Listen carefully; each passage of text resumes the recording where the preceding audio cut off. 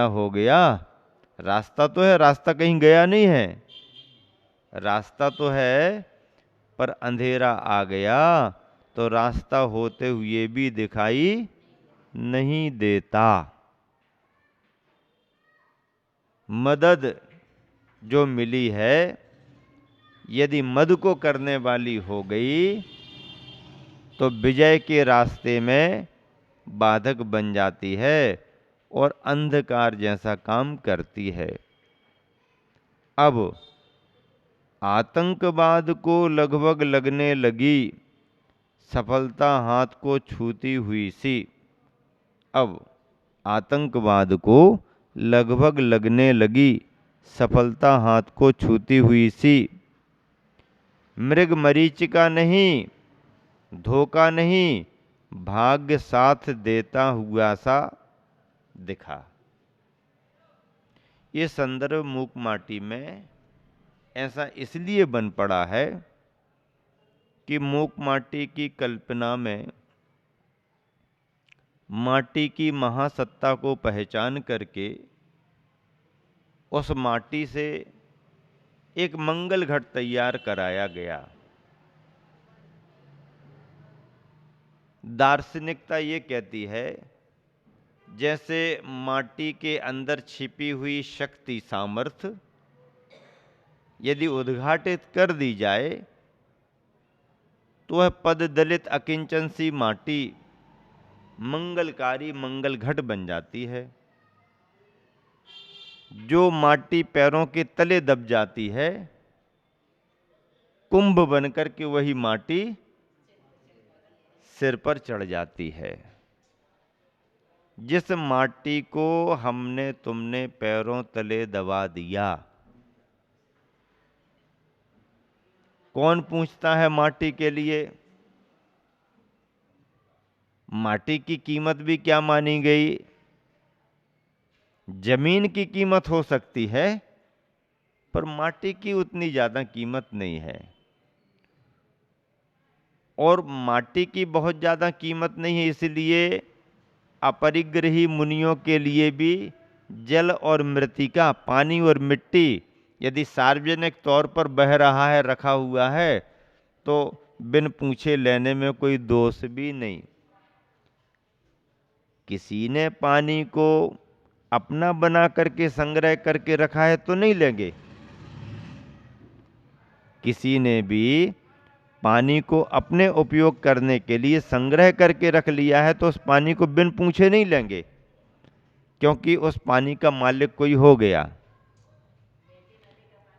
यदि किसी ने मिट्टी को खरीद करके अपने घर रख ली, अपने आंगन दरवाजे पर रख ली, उसका स्वामी कोई हो गया तो बिन पूछे नहीं लेंगे।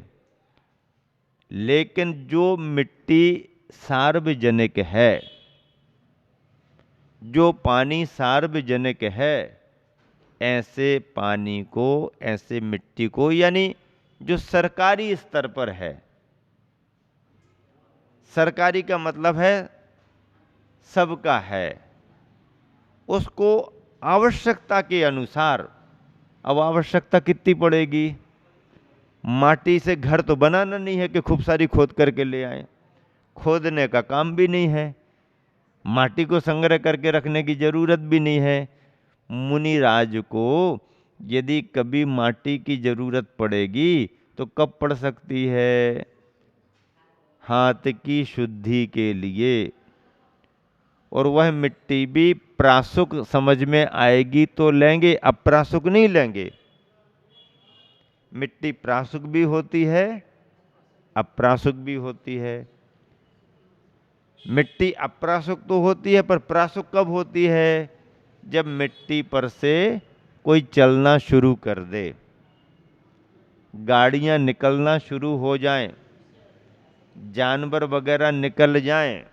कोई गर्म करके प्रासुक नहीं करते हैं, लेकिन रास्ता यदि चलने लगा है, जानवर निकल रहे हैं, आदमी आते जाते हैं, रास्ता बना हुआ है, तो रास्ते की वह मिट्टी प्रासुक मान ली जाती है। पानी की जरूरत कब पड़ेगी?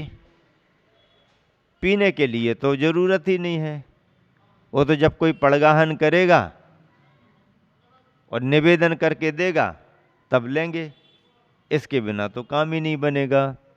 तो जब पीने के लिए आवश्यकता नहीं है तो फिर पानी की ज़रूरत क्या पड़ सकती है?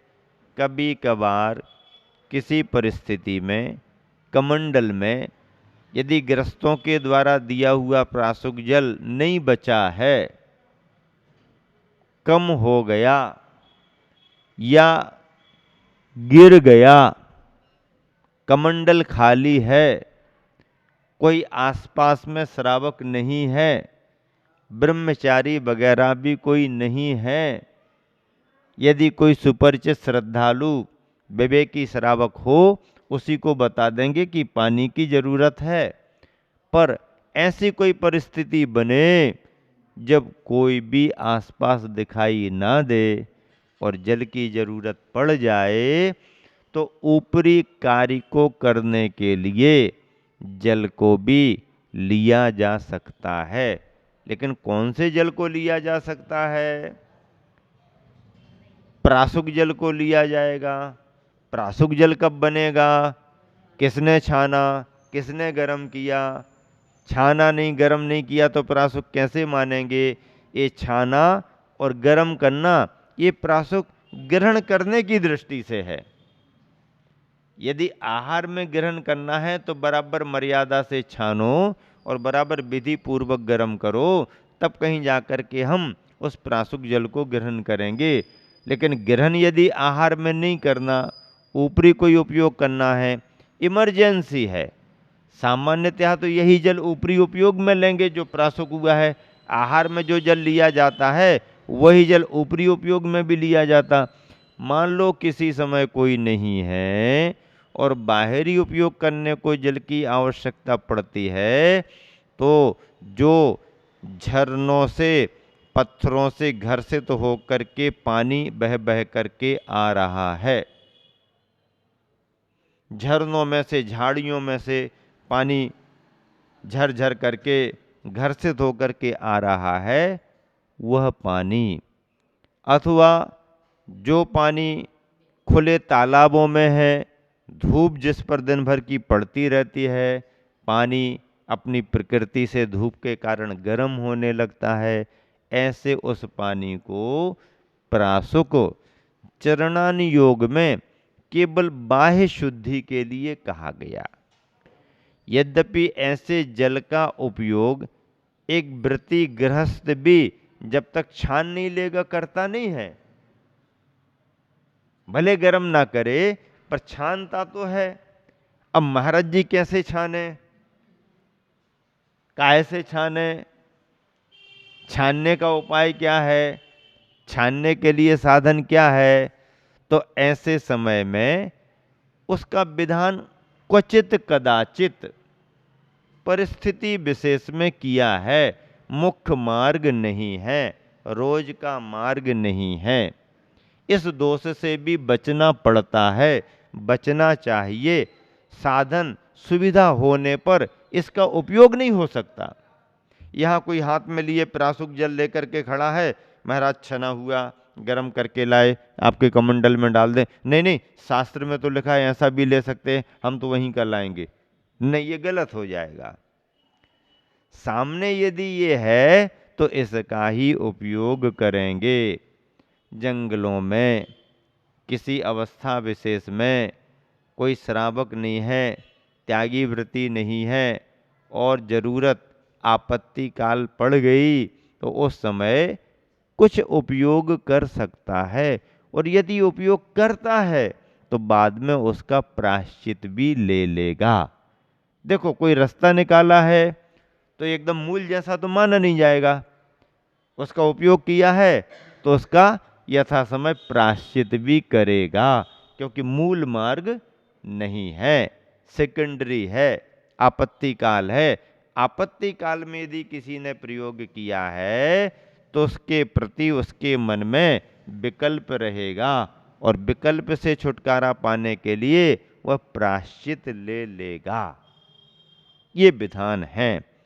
तो इस तरह से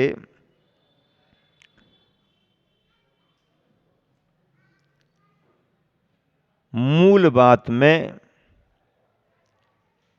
ये जो चल रही है, नदी की अपनी बात चल रही है, माटी की अपनी बात चली रही है।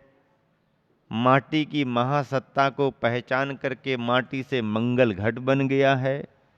ऐसा मंगल घट बना है कि जिसने सेठ जी के समूचे परिवार की पहचान भी बनाई,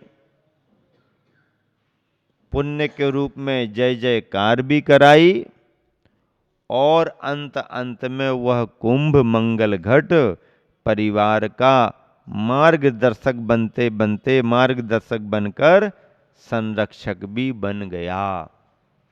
कुंभ कहता है, मेरे रहते हुए आतंकवाद परिवार का कुछ बिगाड़ नहीं कर सकता, और आतंकवाद चाह रहा है कि मौका मिल गया है, धनी मानी सेठ है, इस सेठ ने संग्रह करके रखा हुआ है, इसको दबा दबा करके इसका सारा माल निकलवा लेना चाहिए। आतंकवाद की कल्पना इस काव्य में क्यों आ गई? आतंकवाद की कल्पना इस काव्य में क्यों आ गई? तो आतंकवाद की कल्पना आने का कारण भी है। जिस समय मूक माटी का लेखन कार्य चल रहा था, उस समय आतंकवाद की चर्चा जोरों पर थी। पंजाब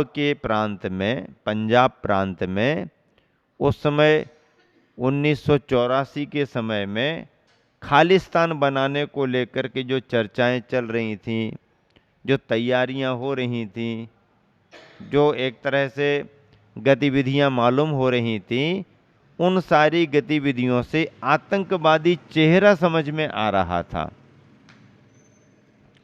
और फिर आतंकवाद की चर्चा तो पूरी दुनिया में है। आतंकवाद सब तरफ फैल रहा है, तो वह चर्चा इस काव्य की कल्पना से जुड़ गई, और काव्य की कल्पना में जुड़ गई तो अब आतंकवाद कहाँ जुड़ेगा? तो आतंकवाद सेठ जी को पकड़ने के लिए जुड़ गया, सेठ जी को दबाने के लिए जुड़ गया। क्या कहा जा रहा है? अब आतंकवाद को लगभग लगने लगी सफलता हाथ को छूती हुई सी।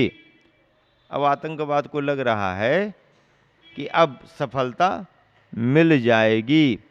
मृग मरीचिका नहीं, धोखा नहीं। ऐसा नहीं कि मृग मरीचिका है, धोखा है, ऐसा नहीं। भाग्य साथ देता हुआ सा लग रहा है कि अब तो सफलता मिलेगी, भाग्य साथ देगा। और मौके का मूल्यांकन हुआ। मौके का मूल्यांकन, मौके का मूल्यांकन क्या कहलाता है? समय की नजाकत। मौके का मूल्यांकन क्या? समय की नजाकत। वक्त क्या कह रहा है, समय क्या कह रहा है, इस समय की स्थिति परिस्थिति क्या है, मौके का मूल्यांकन हुआ। मतलब मौका क्या कह रहा है, अवसर क्या कह रहा है, उसका आकलन हुआ। नौका को और गति मिली, नाव को और गति मिली, पवन का झोंका भर प्रतिकूल ना हो। नाव को गति तो मिल गई है, नाव आगे बढ़ चुकी है, बस एक ही बात है कि हवा का झोंका नाव को प्रतिकूल ना कर दे। नाव को गति तो मिल गई, नाव आगे तो बढ़ने लगी है, बस एक ही बात है कि हवा का झोंका नाव को प्रतिकूल ना बन जाए। बस यही एक भावना ले, यही एक भावना ले। मतलब मौके का मूल्यांकन हो गया है, आतंकवाद ने वहाँ की सारी स्थिति को समझ लिया है, और स्थिति क्या बनी कि नौका को और गति मिल गई, नौका आगे बढ़ने लगी। बस चिंता ये है कि कहीं पवन का झोंका, हवा का झोंका प्रतिकूल ना हो जाए। अब यदि नाव की गति बढ़ भी गई और तीव्र हवा विपरीत दिशा से आने लगे तो नाव आगे नहीं बढ़ पाएगी, प्रतिकूल ना हो, बस यही एक भावना ले। आखिर आतंकवाद मार्ग अवरोधी बनकर परिवार के सम्मुख खड़ा हो। आखिर में, अंत में आतंकवाद आकर के मार्ग अवरोधी बनकर परिवार के मार्ग में सामने सामने आकर के खड़ा हो गया।